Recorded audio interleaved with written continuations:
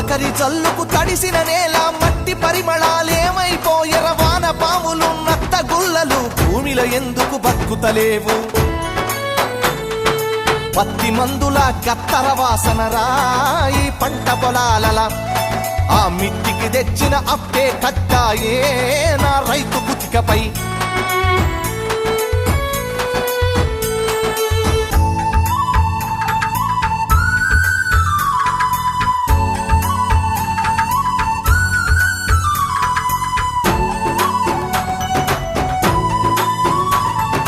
హరిశ్చంద్రపజ నాటకాల పంతులారు మోనియం చెదలు పట్టినది యక్షగానము నేర్పే పంతులు ఉప్పరి పనిలో తట్టబట్టినడు